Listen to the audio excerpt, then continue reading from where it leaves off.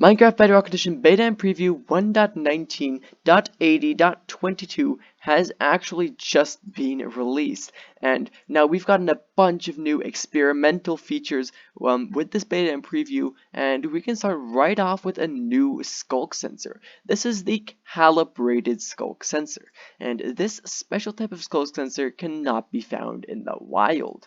Yeah, you'll need to craft it yourself using 3 amethyst shards and 1 regular skulk sensor.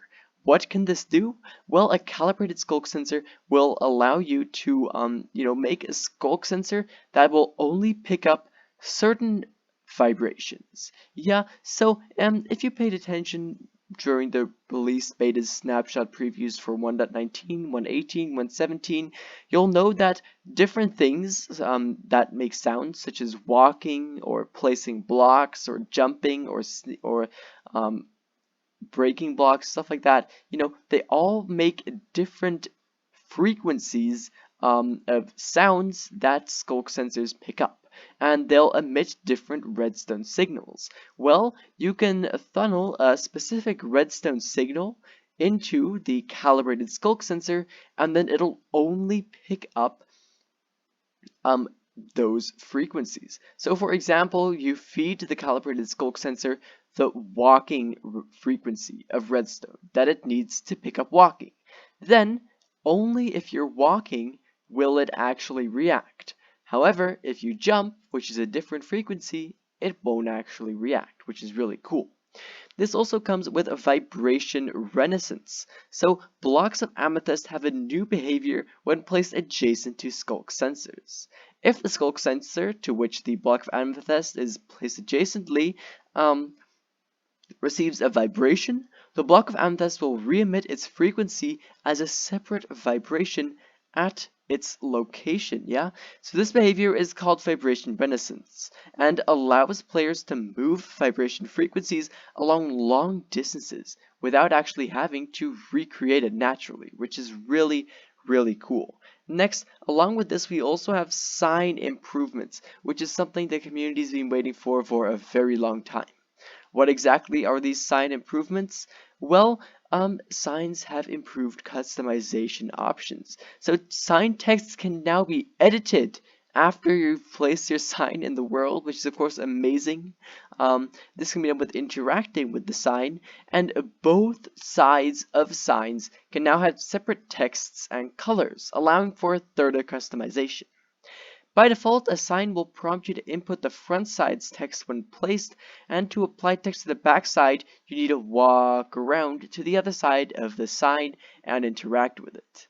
Signs can now actually also be waxed with honeycomb, preventing any further edits to its text, which means that they'll just, you can't edit them anymore.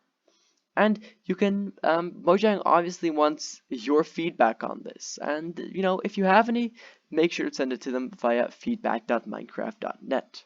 We also have some massive changes to the armor trims. So, we actually have 5 different new armor trims. Yeah, so we've got new armor trim smithing templates that have been added to the following structures. Trail Ruins gives you a Wayfinder armor trim, Razor armor trim, Shaper armor trim, and a Host armor trim. And Trail Ruins is actually going to be a new structure inside of Minecraft. And yeah, we don't know much about it yet, but oh boy, is that going to be cool. And inside of this new structure, you will be able to find 4 unique different armor trims. And in the ancient city, you'll also be able to find another different armor trim called the Silence armor trim. The following changes have been made to existing armor trims. Dune armor trim now has a brand new pattern and smithing template icon. The Doom armor trim's old pattern is now used by the Sentry armor trim, which remember can be found in the Trail Ruins. And the Sentry armor trim's old pattern is now used by the new Shaper armor trim. Yeah, and then we also actually even have some more changes to archaeology, as well as the cherry blossom biome. So for archaeology, they've added the Trail Ruins, a buried structure from lost culture. Yeah, It looks really cool, and there's actually a picture of it in the changelog, which will be linked in the description. They've added suspicious sand to warm ocean ruins, they've added suspicious gravel to cold ocean ruins, and they've added 16 new pottery shards, which is of course amazing. This allows for so much more customization when making pots. These have been distributed between 5 archaeology sites: desert wells, desert temples, cold ocean ruins, warm ocean ruins, and trail ruins. So depending on where you find your suspicious sand, you'll have different chances of finding specific pottery shards.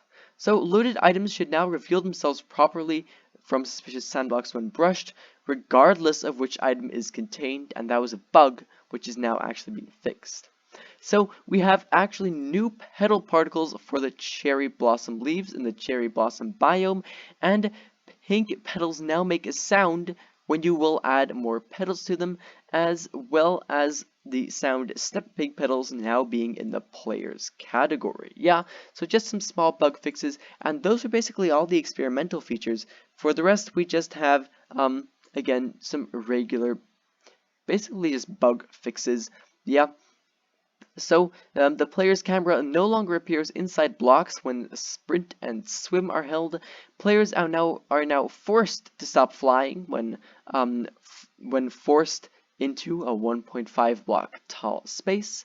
Sneaking without the experimental toggle no longer overrides custom collision boxes. As for the vanilla parody, shipwreck supply chests are no longer missing moss blocks as loot, which is pretty cool. They've fixed clipping errors inside hoppers. Mobs will again take damage when standing on an incomplete block next to a campfire.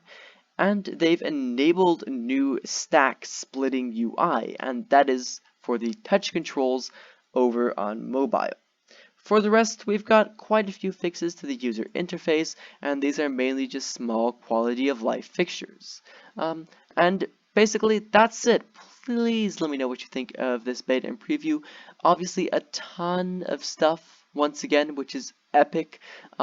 Check out the changelog, as I said earlier, which is linked in the description. Here you can find all the individual bug reports that come with the bug fixes, as well as, of course, a very explanatory image of the what is it called? The trail ruins, which is the new structure. However, for right now, that was basically all. Remember to subscribe and hit the bell to get notified when the next update releases. But for right now, thank you ever so much for watching, and I hope to see you again in the next one. Bye bye.